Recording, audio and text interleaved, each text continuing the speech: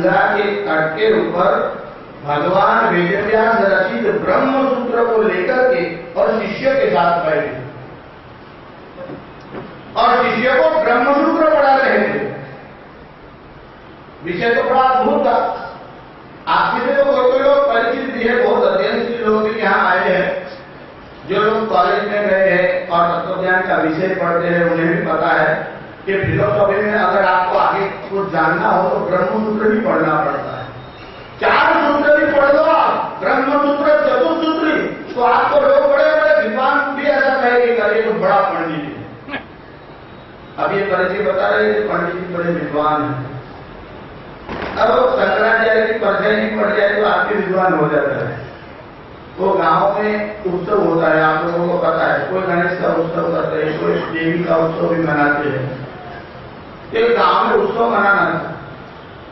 अब देवी का उत्सव था तो देवी की मूर्ति लानी थी। अब छोटे गांव में तो बड़े साधन तो थे नहीं, तो बैलगाड़ी जो है उसमें वो देवी की मूर्ति है रख दी और अपने स्थान पर ले आए। अब देवी की मूर्ति आ रही है तो श्रद्धालु लोग इकट्ठे भी हो जाएंगे और सब लोग पुष्प है वो सब डालने लग गए, चावल है, पुष्प है, सब सत्कार करने लगते। अब इतनी सारी भीड़ इकट्ठी हो गई और लोग पुष्प मारा और पुष्प फेंकने लगे। अब देवी विराजमान है बैलगाड़ी में और जब उन्होंने पुष्प फेंके तो वे जो बैल चल रहे थे उनके पर भी गिरे।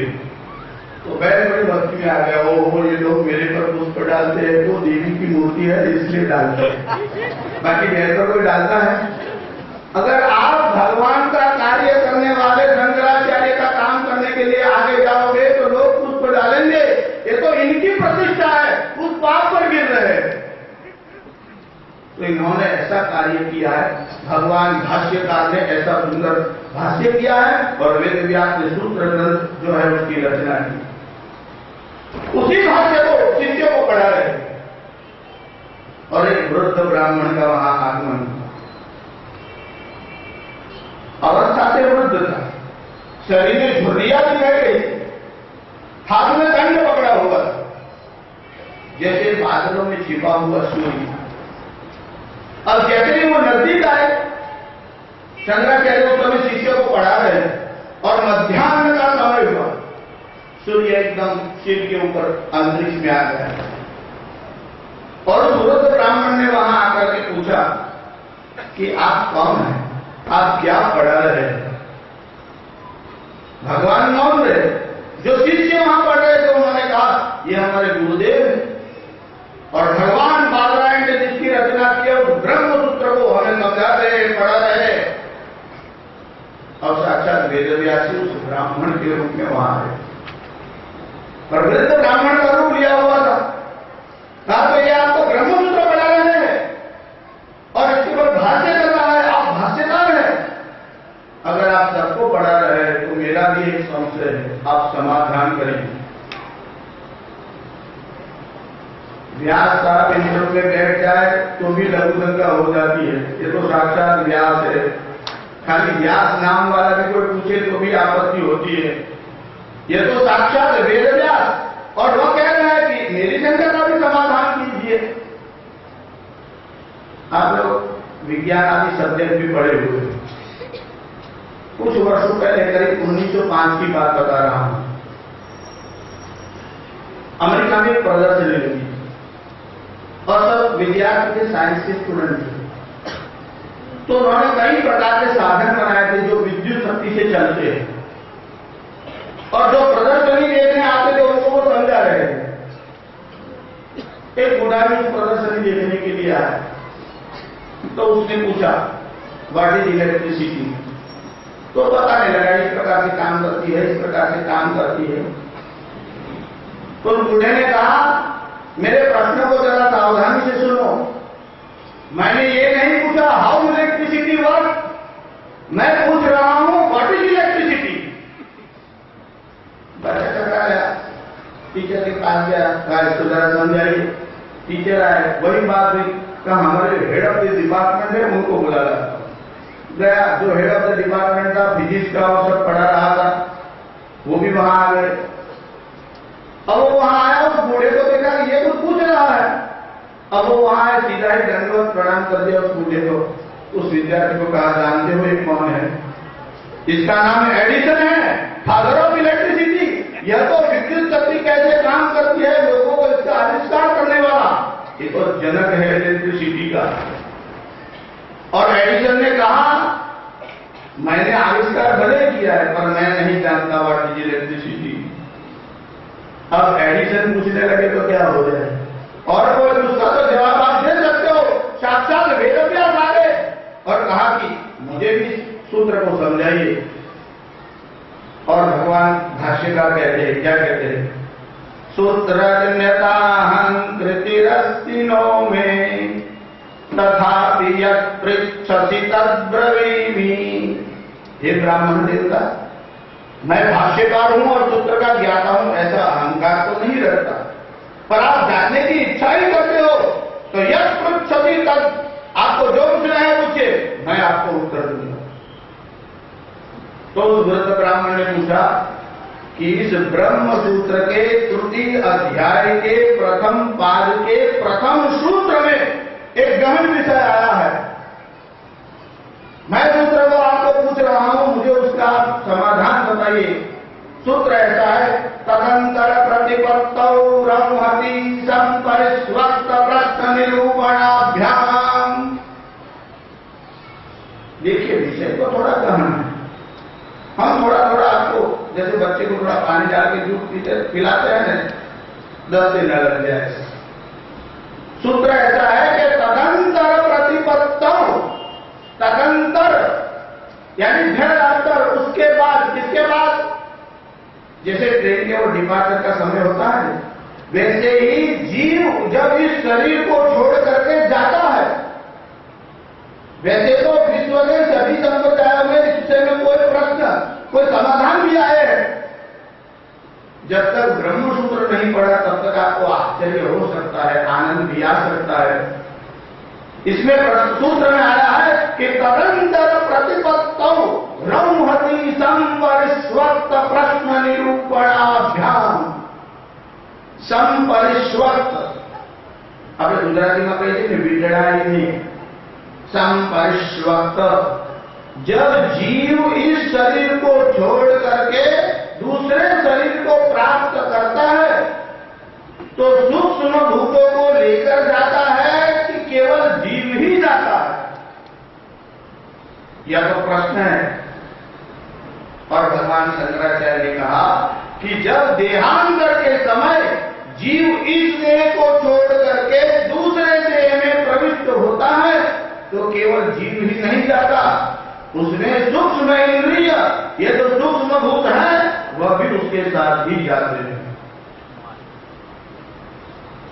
सूत्र में आगे सूत्रांश में ऐसा आया है कि प्रश्न निरूपणाभ्याम, यह विषय जो है वह प्रश्न और निरूपण, मान पहले तो ऑब्जेक्शन उठाया गया, प्रश्न पूछा गया और फिर इसका समाधान किया गया। यह विषय तो उपनिषदों में आया, यह 2 जगह आया। एक तो तांड्य ब्राह्मण जो सामवेद का ब्राह्मण है, इसे तांड्य श्रुति कहते हैं। जैसे तत्पद ब्राह्मण प्रसिद्ध है, गोपद ब्राह्मण प्रसिद्ध है, वैसे एक तांड्य ब्राह्मण है। इसमें गौतम ऋषि और जैमिनी का संवाद आया है। और दूसरे आया है छांदोग्य उपनिषद में। देखिए छांदोग्य उपनिषद में ऐसा आया है कि जिसको ब्रह्म ज्ञान, आत्मज्ञान की प्राप्ति की इच्छा हो, उसे पंचांगी विद्या का अध्ययन करना चाहिए। देखिए हम आपको कई बार श्रुति इतिहास पुराण सब कथाएं बताते भी आए हैं। यहां जो विषय आया है वह तो जो वास्तव में जिज्ञासु है और जो मुमुक्षु है उनको जानने जैसा यह विषय है, इसका यहां निरूपण आया है। छांदोग्य उपनिषद में यह संवाद आया है प्रश्न और निरूपण के रूप से। ऋषि के पास, ये ऋषि की ही परंपरा है जो बृहदारण्यक उपनिषद में भी कहीं आई है और छांदोग्य उपनिषद में भी आया है। तो ब्राह्मण के पास जाता है और जो श्वेत केतु है उसका संवाद हुआ है। तो उसने पूछा कि बेटे तूने सब पढ़ लिया है? हाँ मैंने सब पढ़ लिया है। किसने पढ़ा है? मेरे पिताजी ने पढ़ाया। तो तू शिक्षित है? उसने कहा हाँ। अगर तू शिक्षित है तो मेरे इस प्रश्न का उत्तर दे। और ऋषि ने इसे, ऋषि क्या वस्तु, वो तो क्षत्रिय थे, और उसने 5 प्रश्न पूछे कि मरने के बाद जीव कहां जाता है, पहला प्रश्न। दूसरा प्रश्न पूछा कि जीव जाता तो है, किस मार्ग से जाता है और किस मार्ग से वापस आता है। तीसरा प्रश्न पूछा कि पितृलोक और देवयान, यह 2 मार्ग कहां से अलग भिन्न होते हैं, और अगर मर करके सब लोग पितृलोक में ही जाते हैं तो पितृलोक भर में नहीं जाता। और 5वां प्रश्न पूछा, पंचम्याम आहुतावा पुरुषवनसो भवन्ति। 5वीं आहुति में जल पुरुष कन्या को प्राप्त करता है। देखिए यहां पुरुष है, जो आप मेल फीमेल समझते हो उस अर्थ में हम नहीं बता रहे। यहां पुरुष शब्द का अर्थ है जीव। 5वीं आहुति में जल की जीव संज्ञा होती है। अब देखिए ब्रह्मसूत्र और उपनिषदों की परिभाषा तो थोड़ी कठोर रहेगी, पर हम आपको सरलता से बताते हैं। जैसे आप खेतों में बीज डालते हो, जैसे आपको कपास चाहिए तो आप उसका बीज जो है वो जमीन में डालते हैं, उसके बाद पानी गिरता है, खाद देते हैं। तो पहले जब बीज को डाला गया तो उसका रिजल्ट क्या आया, इसमें से पौधा होगा। तो इसको आप पहली आहुति समझिए कि पहली आहुति में बीज, दूसरी आहुति में पौधा नाम से, मतलब उसका पर्याय हो गया पौधा। अब क्या हुआ, इसका तीसरा रिजल्ट क्या आया, उस पौधे के पर जो फल लगता है, जो फट जाता है, उसमें से फिर रुई, जिसे संस्कृत में कहते हैं तुल, बाहर आती है। तीसरी अवस्था में पहले बीज, फिर पौधा, फिर वो फूल, फिर वो फट जाता है तो तुल मानी रुई आती है। चौथी अवस्था उसकी क्या है कि उसमें से तंतु बनते हैं, और तंतु के बाद उन तंतु का संयोग मानी कि वस्त्र। तो बीज जो पहली अवस्था में था, 5वीं अवस्था में वस्त्र बन गया। इसी प्रकार उपनिषद कहती है कि यह जो जल है जिसकी आहुति दी जाती है, यानी जलमय द्रव्य कौन सा है, जैसे यज्ञ में आप दूध, दही या जो पंचामृत आदि जो आहुति देते हो, तो इस प्रकार से जब 5वीं आहुति में वह जल पहुंचेगा तो वह उसकी गर्भ संज्ञा हो जाएगी। मां के उदर में जीव जो डेवलप होता है, इसकी पूर्वावस्था क्या है, जल है। पंचम्याम आहुतावाप पुरुषवनसो भवन्ति। अब ये ऋषि से पूछ रहा है और अपने पिता को लेकर के, मैंने इतिहास इससे अधिक नहीं बताया कि जो बालक पिता के पास गया, आप तो कहते थे कि मैंने तुझे सब पढ़ा दिया है, मुझे तो 5 प्रश्न से एक भी नहीं आया। तो उसके पिता ने कहा ऐसे कौन से प्रश्न थे, तो कहा चलो पिता को लेकर के वहां गए। पिता ने कहा बेटे अगर मुझे पता होता तो क्या मैं मुझे नहीं बताता, पर इसे तो मैं भी नहीं जानता। तो ऋषि से अब पूछा गया कि आप बताइए कि 5वीं आहुति में गर्भ कैसे होता है। इसी का वर्णन छांदोग्य उपनिषद में आया है कि माता के उदर में जीव कैसे आता है, इसका आरंभ कहां से होता है, और देह प्राप्ति के बाद जब देह को छोड़ता है तो उसकी गति क्या और कैसी होती है। अब श्रुति भगवती उपनिषद कहती है क्या, तस्मिन् नद्यौ देवाः श्रद्धां जुह्वति तस्या आहुतेः वर्षं संभवति। तस्मिन् नद्यौ देवाः वर्षं जुह्वति तस्या आहुतेः अन्नं संभवति। तस्मिन् नद्यौ देवाः अन्नं जुह्वति तस्या आहुतेः रेतः संभवति। तस्मिन् नद्यौ देवाः रेतः जुह्वति तस्या आहुतेः गर्भः संभवति। यह किस प्रकार से कार्य चलता है कि पहले जैसे यहां अग्नि का तो आपको पता है कि कुंड बनाते हैं, उसमें अग्नि होता है, उसमें आहुति देते हैं। अब वो आहुति कई प्रकार की होती है, ये टर्मिनोलॉजी जो है, परिभाषा, वो अभी आपको विस्तार से नहीं बता रहा, पर देवताओं ने जो यज्ञ किया वह द्यूलोक में किया। देखिए द्यूलोक क्या है? हम जहां रहते हैं उसका नाम भूलोक है, जो ऊपर है उसको कहते हैं द्यूलोक, और इन दोनों का जो संधि स्थान है उसको कहते हैं अंतरिक्ष, जिसमें ग्रह वगैरह घूमते रहते हैं उसको कहते हैं अंतरिक्ष लोक। तो देवताओं ने द्यूलोक में आहुति दी। कैसे? तस्मिन् अद्यो देवाः श्रद्धां जुह्वति, श्रद्धा जो है उसकी आहुति दी। और वर्ष सोमो राजा संभवति, इससे सोम राजा है उसका निर्माण हुआ। तस्मिन् अद्यो देवाः सोमं राजानं जुह्वति, उसके बाद उन्होंने सोम मानी चंद्रमंडल की आहुति दी और उससे वर्षा है उसका निर्माण हुआ। इसका भाष्य करते हुए भगवान शंकराचार्य ने बताया कि श्रद्धा की आहुति दी, वहां श्रद्धा का अर्थ होता है जल, जल की आहुति दी। अब जो दूसरे संप्रदाय वाले या प्रतिपक्षी या पूर्व पक्ष उठाने वाले हैं, उन्होंने कहा कि जब वेद में श्रद्धा शब्द आया है तो भगवान शंकराचार्य उसका अर्थ जल क्यों करते हैं? भगवान शंकराचार्य ने कहा कि प्रश्न में ऐसा पूछा गया है कि पंचम्याम आहुता वाप, आप शब्द का अर्थ होता है जल। पांचवी आहुति में जल जीव कैसे बन जाता है? अगर वो आहुति जल की न होती तो प्रश्न ऐसा पूछते ही नहीं, वरना तो ऐसा होता कि प्रश्न कोई और पूछ रहा है, आप उत्तर कोई और दे रहे हैं। आपको पूछा है कि रेलवे स्टेशन जाना है, रास्ता कहाँ है, और उत्तर देने वाले ने कहा जलेबी 50 रुपए किलो है। अब वो रास्ता पूछ रहा है, तुम और बता रहे हो। प्रश्न और उत्तर में तो तालमेल तो होना चाहिए कि नहीं? अगर आप शब्द का प्रयोग किया है तो इसका श्रद्धा का अर्थ वहां जल ही होता है। तो पूर्व पक्ष का कहना है कि क्या आप तर्क से सिद्ध कर रहे हो, शब्द शास्त्र से सिद्ध कर रहे हो, या श्रुति का प्रमाण है? देखिए भगवान शंकराचार्य जब भी कोई वस्तु बताते हैं तो वेदों के प्रमाण से ही बताते हैं। भाष्यकार ने कहा कि वहां श्रद्धा शब्द का अर्थ जल है, क्योंकि तैत्रीय ब्राह्मण में ऐसा आया है कि श्रद्धा आप, श्रद्धा ही जल है। क्योंकि जैसे आदमी मनुष्य श्रद्धा में पवित्र होता है, वैसे पवित्र होने के लिए जल का उपयोग किया जाता है। इसलिए आप पूजा करने बैठते हो तो ब्राह्मण बताता है कि जल दो और ये दोनों अंगुली से आंख और कानों में स्पर्श करो, इससे शुद्धि हो जाएगी।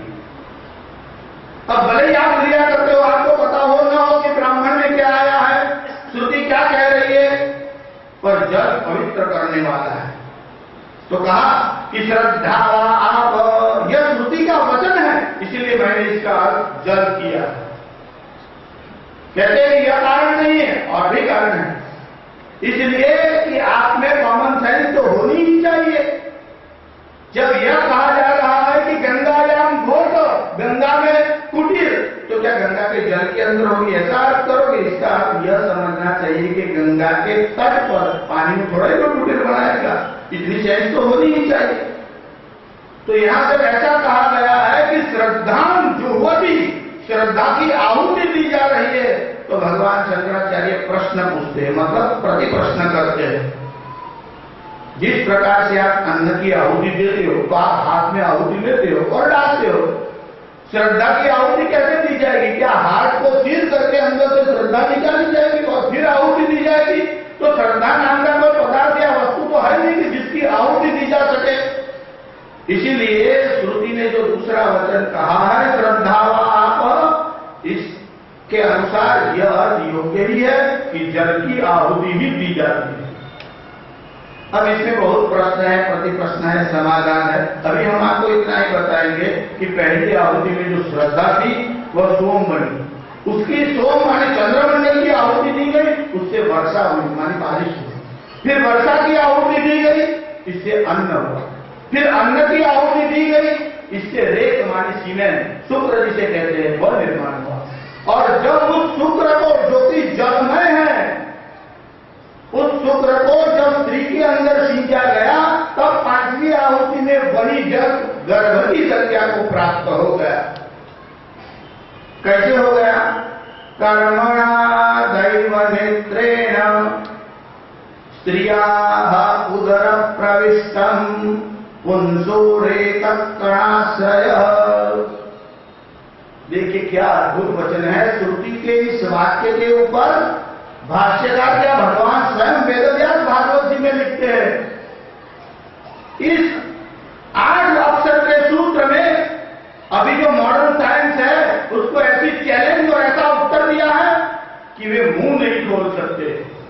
जो लोग यह समझते हैं कि स्त्री और पुरुष के इकट्ठे होने से कोई बच्चे का जन्म हो जाता है, यह नितांत भ्रांत कल्पना है। कैसे बताती है श्रुति और भागवत जी? देखिए, एक इलेक्ट्रिसिटी है जो वायर के थ्रू पास हो रही है। आपके पास बल्ब है, आपके पास वायर है, और वायर और बल्ब जुड़े हुए हैं, और बल्ब की स्थिति भी ठीक है, होल्डर में डाला हुआ है, जल क्यों नहीं रहा? इसलिए कि इलेक्ट्रिसिटी अभी पास नहीं हुई। तो वायर और बल्ब यह प्रकाश नहीं कर सकते, इलेक्ट्रिसिटी होनी चाहिए जो शक्ति दिखाई नहीं पड़ती। ऐसी कौन सी शक्ति है जो स्त्री के उदर में प्रविष्ट करती है? वेदव्यास बताते हैं पुंसोरेतकणाश्रयः। सीमेंट रजवीर्य मिलने से बच्चा नहीं होता। उस वीर्य का यह जो जीव है वह आश्रय लेता है गति करने के लिए। पुंसो मानी जीव पुरुष, रेतकणाश्रय, जब वह सीमेंट का आश्रय लेता है, केवल सीमेंट डालने से कुछ नहीं होगा। बाकी तो संतान बिना कोई होता ही नहीं पुरुष सृष्टि में। स्त्री है, पुरुष है, मिलन हो रहा है और संतान क्यों नहीं हो रहे? जब तक पुंसोरेतकणाश्रय, वह भी कैसे? कर्मणा दैव नेत्रेण, अपने कर्मानुसार दैव नेत्रेण, उस जीव का जहां जन्म होना होता है तभी वह पुरुष के माध्यम से स्त्री के उदर में प्रविष्ट होता है। फिर क्या होता है? हमारे यहां गर्भोपनिषद में जीव का डेवलपमेंट कैसे होता है इसका इतना सुंदर वर्णन आया है। आज 21वीं सदी में भी हम उस विज्ञान को नहीं जान पाए। जब जीव उसका आश्रय लेकर के स्त्री के उदर में प्रविष्ट होता है, कललं त्वेकरात्रेण, जब पहली रात्रि होती है उसे धारण किए हुए कललं बहुत साधारण स्थिति में होता है। कललं त्वेकरात्रेण पंचरात्रेण बुद्बुदम्, और उस जीव को प्रविष्ट हुए जब 5 रात्रि अहोरात्र व्यतीत हो जाते हैं तो बुद्बुदम्, जैसे जल का बुदबुदा होता है उतनी साइज का वो हो जाता है। दशाहेन तु करकंधु, जब 10 दिन व्यतीत हो जाते हैं तो करकंधु मानी जो छोटे बेर आते हैं उसकी साइज का वो गर्भ अंदर हो जाता है। दशाहेन तु करकंधु पेश्यंडम वा ततः परम, कभी कभी पेशी का जो स्वरूप होता है, और अगर मनुष्य को छोड़कर अन्य प्राणी है, कौन से? अकर्ण, जिसको बाह्य कर्ण नहीं है, पेश्यम वा अंड, यानी उसमें अंडा होता है। जितने प्राणी अंडा देते हैं उनको बाह्य कर्ण नहीं होता। इसको संस्कृत में कहते हैं सस्कुली। जैसे बच्चा कोई गड़बड़ कर रहा है तो आप सस्कुली पकड़ते हो, जो कान पकड़ते हो, पर कान शब्द केवल इसका नाम नहीं है, इसको कहते हैं सस्कुली। जिसको सस्कुली होती है वो अंडे नहीं देते। गधा अंडा नहीं देता, कभी आपने देखा? गधा, घोड़ा, गाय, भैंस को अंडे नहीं देते, मगर चिड़िया जो है क्योंकि उसको बाह्य कर्ण नहीं है, केवल छिद्र होते। पेश्यंडम वा ततः परम मासेन तु शिरोद्वाभ्याम, 30 दिन हो जाते हैं तो मासेन तु शिरो, उस बच्चे का सिर धीरे धीरे, जैसे कली कैसे खिलती है वैसे उसमें से सिर निर्माण होने लगता है। मासेन तु शिरोद्वाभ्याम बाहुंघ्राद्यंग विग्रह, और 2 मास का होते ही दूसरे जो उपांग है वो धीरे धीरे बाहर आने लग जाते हैं। फिर नख, अस्थि, लोम, चर्माणी, लिंग छिद्रोद्भव, और 5वां महीना जब होता है तो गर्भस्थ शिशु है उसको क्षुधा, भूख और प्यास उसकी अनुभूति होती है। षड्भिर्जरायुणाम वीत, और 6 मास व्यतीत होते हैं तो वह जो बच्चा अंदर है कुक्षौ भ्राम्यति दक्षिणे, दाई और थोड़ा थोड़ा फड़कने लगता है। अगर दाई और फड़कता है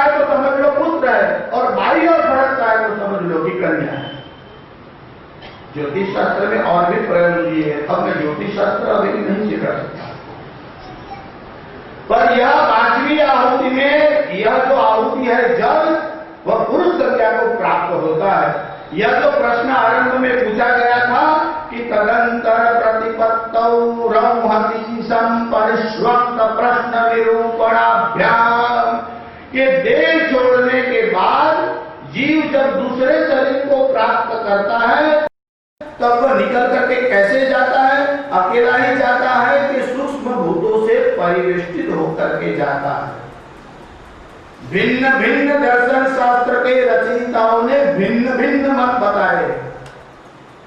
एक बौद्ध लोगों का दर्शन है, बौद्ध लोगों ने इस विषय में बताया है कि केवलस्यैव आत्मनः, केवल आत्मा ही जाता है और कुछ भी उसके साथ नहीं जाता। देखिए, बौद्ध दर्शन के भी 4 विभाग हैं। अभी हम आपको इतना ही बताते हैं कि बौद्धों का एक मत ऐसा है कि केवल आत्मा ही दूसरे देह में प्रविष्ट होता है। हमारे यहाँ और भी दर्शन शास्त्र है, उसमें एक वैशेषिक नाम का दर्शन है। वैशेषिक दर्शन का मत यह है कि मन एव वा केवलम, दूसरे जन्म में केवल मन ही जाता है, न तो सूक्ष्म भूत जाता है न तो इंद्रिया जाती है। एक जैन लोगों का दर्शन है, उन्होंने कहा जीव एवोत्पृत्य, जिस प्रकार एक वृक्ष के ऊपर कोई सुखमानी तोता बैठा है और वो उड़ करके दूसरे वृक्ष के ऊपर बैठ जाता है, वैसे जीव एक शरीर से निकल करके दूसरे शरीर में प्रविष्ट हो जाता है। शंकराचार्य ने कहा कि तोता जब उड़ता है तो उसके पहले वहां वृक्ष खड़ा है जो यहाँ से उड़कर वहां बैठ सकता है, मगर जीव जब निकलता है तो तीसरे बॉडी तैयार नहीं रखे कि जिसमें वह घुस जाएगा, इसलिए न तो वो शीघ्र घुसता है न तो सुख की तरह घुसता है, पर 17 तत्वों से बने हुए लिंग देह को लेकर के जाता है। यह काम किसका है? यह काम प्राण का है। यह जो आपको छींक आती है, मलमूत्र बाहर निकलते हैं, मरण के समय में जो सूक्ष्म शरीर है उसको एक शरीर से दूसरे शरीर में ट्रांसफर करने का जो काम है वह प्राण शक्ति का है। यह लिंग देह क्या वस्तु है? शरीर में जो आप टेम्परेचर अनुभव करते हो वह लिंग देह के कारण। जब कोई बॉडी बाहर लगाता है और घर में कोई बड़े बूढ़े होते हैं तो उनको पता चलता है, अबे शरीर ठंडू खबर आएगी कि हाँ अबे तैयारी करो, नजीक में कोई डॉक्टर हो तो सूचना आपको। जब शरीर ठंडा होने लगता है, हाथ पैर एकदम ठंडे हो जाते हैं तो थोड़ा डर लगने लगता है। और जब शरीर ठंडा क्यों होने लगता है? देखिए, गर्म अधिक हो जाए तो भी आपत्ति है, ठंडा हो जाए तब भी आपत्ति है। यह लिंग देह जो है जब बाहर निकालने की चेष्टा करता है, खाली संकल्प विचार करता है, तब से शरीर ठंडा होने लग जाता है, क्योंकि शरीर में जो उष्मा है वो उस लिंग देह की है। पर यह लिंग देह क्या वस्तु है? पंच प्राण मनो बुद्धि 10 इंद्रिय समन्वितम अपंचीकृत भोक्तोत्थम सूक्ष्मांगम भोग साधनम। 5 प्राण, प्राण अपान ज्ञान उदान और समान, मनो बुद्धि छठा मन, 7वीं बुद्धि, पंच प्राण मनो बुद्धि 10 इंद्रिय समन्वितम, 5 कर्मेंद्रिय, 5 ज्ञानेंद्रिय, यह 17 तत्वों से जो बनता है उसका नाम लिंग देह है। वह आपको चरण चक्षु से दिखाई नहीं पड़ेगा, पर इसको लेकर के दूसरे शरीर में जाते हैं। अब दूसरे शरीर में जाते हैं, इसका अर्थ यह हुआ कि पुनर्जन्म होता है। पर शास्त्री जी, कुरान में तो पुनर्जन्म नहीं आता। तो कुरान में तो क्या क्या नहीं आता, इसका लिस्ट बहुत बड़ा है, कुरान में नहीं आता ना। यह समझ जो जो अपौरुष है उसी को आ सकती है। पौरुष है मतलब पुरुष के द्वारा जिसकी रचना हुई है उसको इस बात का पता नहीं चल सकता। इसका कारण ऐसा है कि कोई वस्तु बुद्धि से जान सकते हो, कोई तर्क से जान सकते हो, कोई अनुमान से जान सकते हो, कोई प्रत्यक्ष प्रमाण से जान सकते हो, मगर इन सब से जो वस्तु नहीं जानी जा सकती, जिसका विज्ञान को पता न चले, बुद्धि जान न सके, मन समझ न सके, बुद्धि जहां पहुंच नहीं सकती, प्रत्यक्ष प्रमाण नहीं है, वहां तो वेद का प्रमाण चाहिए। क्योंकि व्हाट इज आफ्टर डेथ, मरण के बाद क्या होता है यह कोई कैसे बता सकता है? ये किसका सामर्थ्य है? पुण्य और पाप जो है वो आपको दिखाई नहीं पड़ सकते। अभी हम आपको बता रहे हैं कि गीताकार ने कहा कि वासांसि जीर्णानि यथा विहाय, जिस प्रकार वस्त्र जीर्ण हो जाए तो इसको निकाल करके नए वस्त्र को धारण करते हैं, वैसे ही यह देह जब पुराना पड़ जाता है, मैं भूल नहीं गया, मैं इसके बीच में रुक रहा हूं कि अगर आप कहोगे कि शास्त्री जी पुराना पड़ जाए तब बदलना, तो कोई 2 वर्ष में मर जाए तो पुराना तो नहीं पड़ा। आप क्या समझते हो 80 वर्ष के होने के बाद पुराना हो जाएगा? एक पल, अरे एक प्रतिपल, एक प्रति विपल भी पैदा होने को हो जाए तो पुराना हो गया। कितना पुराना हुआ? एक पल पुराना हुआ। समय के तो बड़े बारीक जो है यूनिट है, अभी उस विषय में हम नहीं जानते, पर इस जैसे वस्त्र बदलते हैं वैसे ही यह जो देही यानी आत्मा जो है वह देह को बदल देता है। पर अब मरने के बाद जब जीव दूसरे शरीर में जाता है तो अकेला जाना है या सूक्ष्म भूत के साथ, तो हमारे यहाँ एक लोकायत दर्शन है, चार्वाक दर्शन। वो कहते हैं कि आप प्रश्न ही गलत पूछ रहे हो, जाता ही नहीं है, वो तो भस्मीभूत हो जाता है। अगर जाता तो यह प्रश्न आप पूछ सकते थे कि कैसे जाता है, किसके साथ जाता है, पर जाता है ये तो तुमने मान लिया है, इसलिए कहीं जाता ही नहीं। इससे अधिक कोई इंटेलेक्चुअल बैंक्रप्सी है ही नहीं। पहले आप एक बात का पता लगा लीजिए, एक तो आपके शरीर के अंदर शरीर की एनाटॉमी है, जो शरीर की जो रचना है उसका थोड़ा विचार करें। इसमें ब्रेन है, अगर आप ऑपरेशन कर चीज करके देखो तो पता चलेगा कि इसमें ब्रेन है, और उसके बाद विचार शक्ति आती है, थॉट। यह मैं आधुनिक वैज्ञानिकों की भाषा में बोल रहा हूं। वो ऐसा कहते हैं कि पहले ब्रेन होता है उसके बाद विचार आते हैं, और हमारा भारतीय तत्वज्ञान कहता है कि पहले विचार आता है बाद में ब्रेन आता है। ये तो बड़ी अद्भुत बात है। लोगों ने कहा कि यह जीव है वह तो देह के भीतर रहता है, अगर देह नहीं रहेगा तो जीव कहां रहेगा? हम पूछते हैं कि जन्म के पहले कहां रहता था? जन्म के पहले रह सकता है तो मरण के बाद क्यों नहीं रह सकता? और दूसरी बात, यह इंद्रिया जो है उसका जो निर्माण हुआ वह कैसे हुआ? हमारे यहाँ सत्तर ब्राह्मण है, उसमें बड़ा सुंदर वर्णन आया कि ऐसी इच्छा हुई, आकांक्षा हुई कि मैं देखूं, और आंखें जो है वो प्रकट हुई। इसका मतलब देखने की इच्छा पहले, आंखें बाद में, सुनने की इच्छा पहले, श्रवण इंद्रिय बाद में। तो पहले इच्छा होती है, बाद में इंद्रिया होती है। सांख्य दर्शन में भी एक मत आया कि आत्मा और इंद्रिया सर्वव्याप्त है। अब सब मत तो आपको मैं बता नहीं सकता क्योंकि विषय थोड़ा गहन भी है, बड़ा भी है। अभी हम आपको ये बता रहे हैं कि मनुष्य जो जन्म लेता है, जन्म लेने से पहले जीव तो होता ही है। जीव नहीं होता तो जन्म किसका होगा? कभी पत्थर ने प्रसूति की ऐसा आपने सुना? खंभे में से दूसरा खंभा निकला ऐसा हुआ कभी? जड़ वस्तु प्रसव कर ही नहीं सकती, और जीव नहीं है तो प्रसव कैसे हुआ? यह तो बहुत साधारण सी बात है। हमारे यहाँ तर्क शास्त्र के रचयिता गौतम मुनि है, उन्होंने न्याय दर्शन नाम का एक दर्शन लिखा है।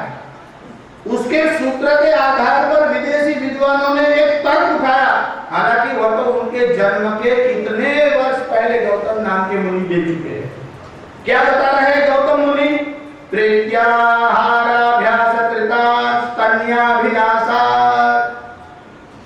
यह जो बच्चा पैदा होता है, किसी साइंटिस्ट ने आकर के उसको तालीम दी थी कि कैसे स्तनपान करना चाहिए, कैसे सीख गया? कहते हैं कि पूर्व जन्म में कई बार खा चुका है, कई बार मां का स्तन पी चुका है। पुनरपि जननम पुनरपि मरणम पुनरपि जननी जठरे शयनम, ये कोई पहली बार नहीं सोया है, और कई बार पूर्व जन्म में इसका अभ्यास है। हाँ, आप माँ के वक्ष के पास तो ले जा सकते हो, मगर क्रिया कैसे सिखाओगे? तो कहते हैं कि पूर्व के अभ्यास के कारण से यह इसको आया है। तो कहते हैं कि प्रेत्याहाराभ्यास कृता स्तन्याभिलाषा, छोटे बच्चे को बिना सिखाए स्तनपान करना आ जाता है, इसका मतलब यह काम यह पहले कर चुका है। तो भी किसी को संतोष नहीं हो रहा है कि भाई आप कर रहे हो, होगा ना होगा कैसे पता चलेगा। गौतम मुनि दूसरा आर्गुमेंट बताते हैं, दूसरा तर्क बताते हैं कि अब इतनी अकल तो आप में होनी ही चाहिए। दुनिया के पढ़े लिखे अनपढ़ सब लोग बोलते हैं कि जो लॉ ऑफ एक्शन मानी कर्म का जो कायदा है वह सभी के लिए है, कर्म तो आपको भोगने ही पड़ते हैं। अब कहिए कि कोई बच्चा पैदा हुआ है और गूंगा है, अपाहिज है, अपंग है, अब तो ये पैदा हुआ, यह कर्म करने कब गया था, इसको फल क्यों मिला? गौतम मुनि कहते हैं कि हम आपको एक प्रश्न पूछते हैं, नात्वताभ्यागम प्रसंगात्, बिना किए ही कर्म का फल मिल जाए, ऐसा सृष्टि का कौन सा लॉ है? कर्म किए बिना फल आ गया, बीज ही नहीं डाला और फल आ गया। क्या तुम इतने मूर्ख हो, इतना साधारण सिद्धांत भी नहीं समझते कि बिना बीज के विश्व में कोई फल आ ही नहीं सकता, और बीज भी है तो भूमि में गाड़े बिना नहीं आ सकता। अगर ये बच्चा पैदा हुआ है, जन्मते ही कष्ट भोग रहा है, इसका मतलब उसने कभी ऐसा कर्म किया जिसका फल ये आज भोग रहा है। गौतम मुनि कहते हैं इसमें तीन बड़ी बड़ी आपत्तियां हैं। एक तो बच्चे को बिना तालीम दिए स्तनपान करना आता है, दूसरा नात्वताभ्यागम प्रसंगात्, और कृतहानि, अगर जन्म नहीं लेता, आपने इस जन्म में हॉस्पिटल बनाया, बहुत दान किया, बहुत पुण्य किया, बहुत जप किया, बहुत तप किया, बहुत योग किया, इसका फल तो आपको मिलेगा नहीं, आपको मर गए। कृतहानि, किया हुआ व्यर्थ हो जाएगा, बिना किए फल भोगना पड़ेगा और किया हुआ व्यर्थ हो जाएगा। इसलिए जो गैसीय पैर की बात करते हैं उनको पूछो पहले कि जीव अमर है कि नाशवान है? अमर है तो देह के जला देने के बाद या गाड़ देने के बाद या प्राणियों के भक्षण कर जाने के बाद जीव कहां गया? अगर कारागृह टूट जाता है तो कैदी भाग जाएगा कि घर टूटने से मनुष्य भी टूट जाएगा, वह तो दूसरा घर बनाएगा। तो जैसे घर में रहने वाला व्यक्ति दूसरे घर में जाता है, एक घर को आग लग जाए तो दूसरा बनाता है, और घर जल जाए कभी व्यक्ति भी जल सकता है, मगर नैनम चिंतन्ति शस्त्राणि, यह तो जल नहीं सकता, यह मर नहीं सकता, यह काटा नहीं जा सकता। इसलिए जब यह मरता नहीं तो कहां जाता है? देखिए शास्त्रकार सभी प्रश्नों के समाधान करते हैं। अब आप पढ़ो ना पढ़ो, आप समझो ना समझो, वह तो आपके पर डिपेंड करता है। कहता है कि मुक्त पुरुष होगा तो, और ये भी कहा है अद्वैत वेदांत में कि जन्म नहीं है, मरण नहीं है।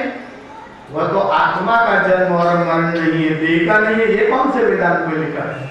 जन्म और मरण तो देह के ही होते हैं, आत्मा के तो हो ही नहीं सकते। अब जिसके जन्म और मरण नहीं है उसको मुक्त कहां होना है? मरते समय आपकी जो वासना वाली इच्छा है वहां आपका जन्म होता है। जैसी मति वैसी गति, लोकोक्ति यह सच मान कर, बाला चरण धोला ग्रहण कर, शांति अक्षय पाएगा। जो कर्म आप करोगे तब आपकी कोई वासना मानी इच्छा रह जाएगी। देखिए भगवान ने कैसी सुंदर व्यवस्था की है। आपको गाड़ी बंगला की इच्छा है, इस जन्म में कोई कारण से नहीं मिला, दूसरे जन्म में मिल सकता। आप जितनी इच्छाएं करोगे आपको प्राप्त होगी। आप कहोगे शास्त्री करोड़पति बनना है, ऐसी इच्छा करें तो इस जन्म में नहीं, दूसरे जन्म में तो बन सकते हैं। मैं ये तो नहीं कह सकता कि आप नहीं बन सकते, क्योंकि जब शास्त्र ने वचन दिया है तो मैं मना नहीं कर सकता। इसलिए आप करोड़पति अरबपति जो भी बनना चाहे बन सकते हो, पर करोड़पति के यहाँ आपका जन्म आएगा फिर मैंगोलियन चाय भी हो सकता है। करोड़पति तो हुआ मगर बुद्धि नहीं है, समझ नहीं है, कर रहा है, क्या बोल रहा है किसी को पता नहीं चल रहा है। आप दान करते हो तो दूसरे जन्म में धन मिलेगा, मगर भक्ति नहीं करोगे तो बुद्धि का डेवलपमेंट नहीं होगा। ये जो लोग आजकल सिखाने आते हैं कि दान करो, नेत्र यज्ञ करो, वस्त्र यज्ञ करो, अन्न दान करो, ये करो, इसका फल है, इसका पुण्य मिलेगा, स्वर्ग जा सकते हो, ईश्वर की प्राप्ति नहीं हो। जब तक भक्ति और ज्ञान की समझ नहीं है तुम केवल श्रम कर रहे हो, बंद दरवाजे को खोलने की चेष्टा कर रहे हो। हमारे यहाँ कर्म की महिमा बहुत है, पर आगे जाकर के जो विद्वान लोग हैं उनके लिए कहा यह तो मूढ़ लोगों के लिए, बुद्धिमानों के लिए नहीं। आप 1 करोड़ यज्ञ कीजिए, आपको स्वर्ग मिल सकता है, पुत्र मिल सकता है, पुत्र का पुत्र मिल सकता है। हाँ, लक्ष्मी का हवन कराइए, आपको धन मिल सकता है। आपका विकास, डेवलपमेंट, ये आपका मन है तो दूसरे जन्म में साथ में ही आता है। समझो कोई योग में साधना कर रहा है, यम नियम आसन तक पहुंच गया और किसी कारणवशात उसका मरण हो गया, तो क्या उसने जो श्रम किया था वो व्यर्थ हो जाएगा? अगर व्यर्थ हो जाता और दूसरा जन्म न होता तो सबसे पहले तो मैं ये सब अच्छी कर्म करना छोड़ दूंगा और सबको कहता लूट मार करो, दूसरा जन्म है नहीं, क्यों अच्छा करना, क्यों अच्छा करना। उनके पास ना कोई रीजनिंग है ना कोई लॉजिक है।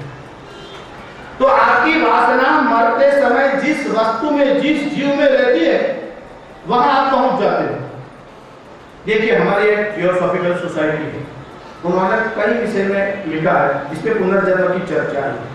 फिर ईसाइयों ने लिखा है और अभी अभी आजकल जो पैदा हुआ है ये ब्रह्मा कुमारी वाले जो आप ऊपर है, इन तीनों ने बहुत बड़ा पागलपन किया है। वे लोगों को समझा रहे हैं कि आप गुठली डालते हो तो उसमें आम ही हो सकती है, दूसरा फल उसमें नहीं लग सकता, इसलिए मनुष्य दूसरे जन्म में मनुष्य ही होता है।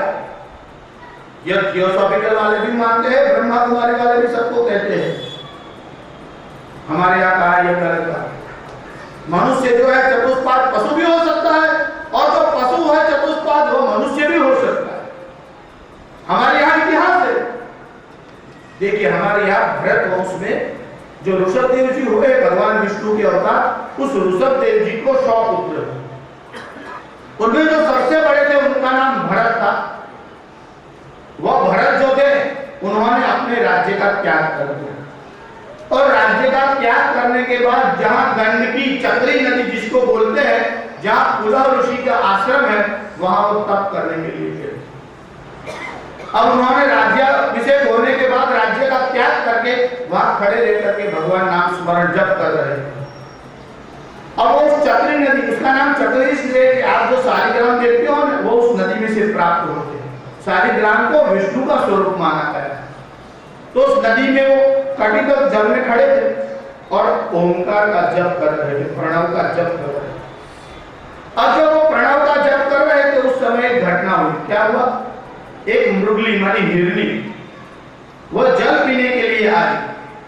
अब वो उस नदी में मुंह डालकर जल पीने ही वाली थी और वो हिरनी जो थी वो सगरवा, उसके उदर में बच्चा।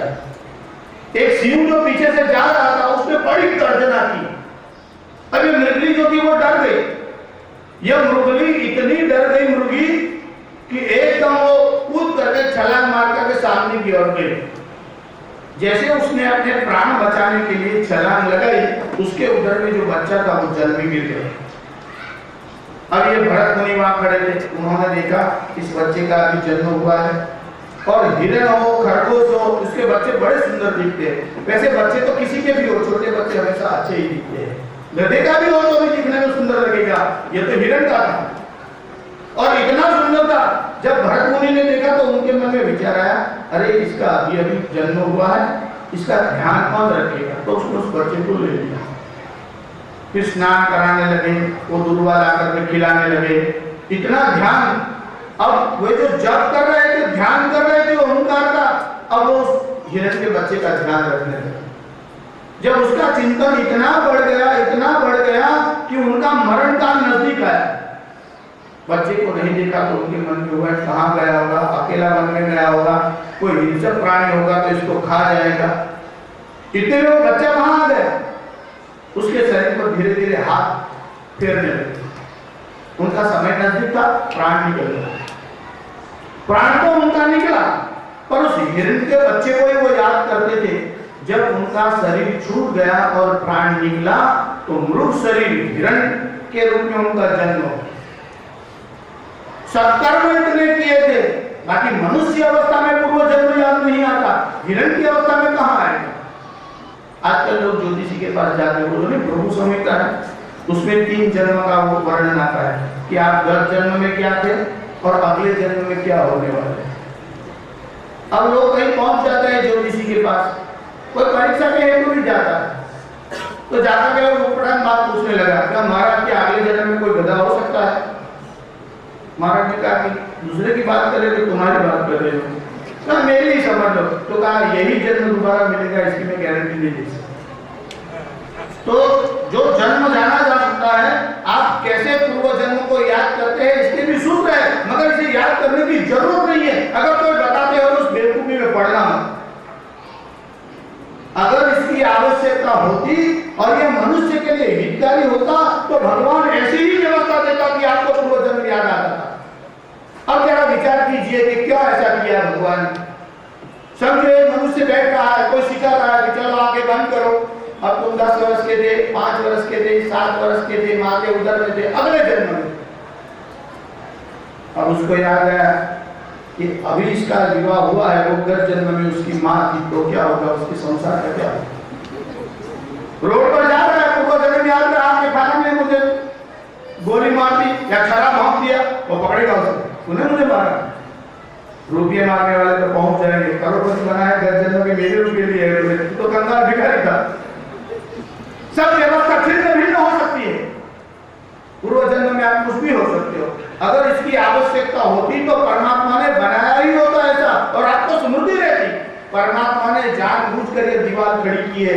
इस जन्म की जो स्मृति है, 10 वर्ष पहले कोई घटना हुई है तो मनुष्य याद करता है, उसने ऐसा किया तो मेरे साथ, बड़ा गद्दार था, बड़ा बदमाश था, अब 10 वर्ष में राम राम कर। इस जन्म की उपाधि लेकर के तो घूम रहा है, पूर्व जन्म की स्मृति होती तो क्या क्या हो जाता। इसलिए पहली बात तो उसकी आवश्यकता नहीं, कोई सिखाता तो माफ करो। वस्तुतः आत्मा का न जन्म है न पुनर्जन्म है, पुनर्जन्म देह का होता है, मैं देह नहीं हूं। चिदानंद रूप शिवोहम शिवोहम, यह वेदांत की गर्जना है। पर भरत मुनि जो है हिरण्य आशिक तो हुए और उनका जन्म मृग योनि में हुआ। पूर्व जन्म की स्मृति रही, इसलिए बड़े सावधान हो गए। अब उनका मृग शरीर भी छूट गया। आंगिरस गोत्र का एक ब्राह्मण था, इसकी 2 पत्नियां थी। इसकी जो दूसरी पत्नी थी उसमें जुड़वे बच्चे पैदा हुए, इसमें एक कन्या एक पुरुष। इसमें जो पुरुष था वही जड़ भरत। आजकल लोग जो बेवकूफ होता है उसको कहते हैं जड़ भरत। वस्तुतः जड़ भरत तो आत्मज्ञानी है, पर वो जड़ की तरह अंधा हो, बहिरा हो, गूंगा हो, इसी प्रकार से घूम रहा था। पिता ने चाहा इसको मंत्र पढ़ो, इसे याद ही नहीं रहता था। याद क्या नहीं रहता था, वो बता नहीं रहते किसी को, तो समझा कि ये तो पागल है, उन्मत्त है। देखिए इस देश का पहले नाम अजनाब खंड था और जड़ भरत के कारण इस देश का नाम भारतवर्ष हुआ। इस देश में प्रसिद्ध भरत 3 हुए, एक जड़ भरत, एक राम का भाई भरत हुआ जिसे सब जानते हैं, एक भरत मुनि हुए जिन्होंने नाट्य शास्त्र की रचना की, और एक दुष्यंत का पुत्र भरत। तो इस देश में भरत तो बहुत हुए। भागवत जी में आया है कि जड़ भरत के पहले इस देश का नाम अजनाब खंड था। इस इतिहास में हमने आपको दोनों सिद्धांत बता दिए। एक जो कहते हैं कि मनुष्य मनुष्य ही होता है, गलत है, हिरण हो सकता है।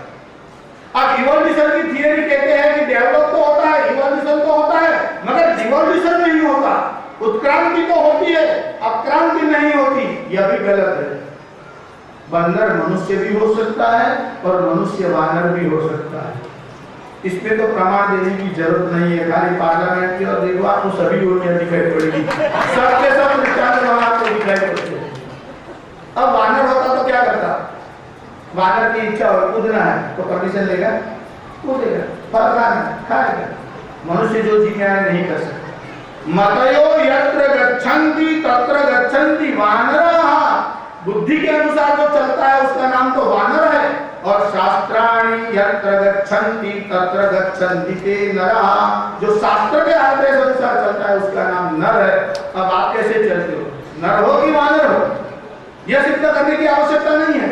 तो पहले जो है भरत जी हिरण हुए और बाद में जो है फिर से वो ब्राह्मण जड़ भरत होकर के आए।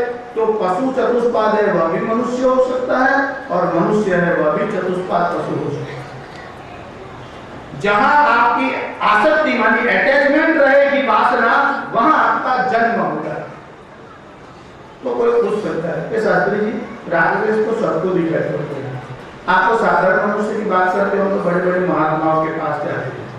हमें तो बड़ा आश्चर्य होता है, जैसे साधारण मनुष्य खाता है, पीता है, सोता है, गुस्सा आता है, उसको भी गुस्सा आता है, इसको भी गुस्सा आता है, एक कभी जब करता होगा, हम भी कभी जब करते हैं।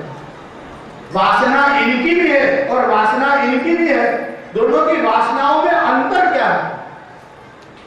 देखिए हमारे यहाँ लर्नेड जिसको बोलते हैं, पढ़े लिखे, ऐसे विद्वान भी हुए हैं, पर अनुभव सिद्ध योगी भी हुए।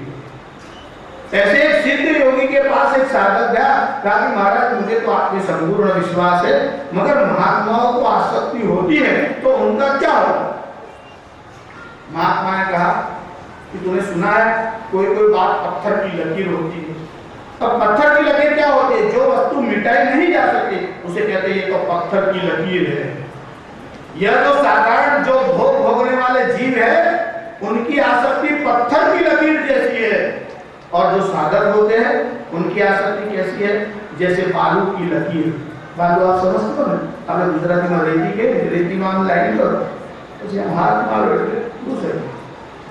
जो साधक होते हैं उनकी आसक्ति बालू की लकीर जैसी होती है, और जो सिद्ध पुरुष होते हैं वे पानी की लकीर जैसे होते हैं, मिटाने की चेष्टा भी नहीं करनी पड़ती, अंगुली घुमाओ तुरंत समाप्त हो जाती है।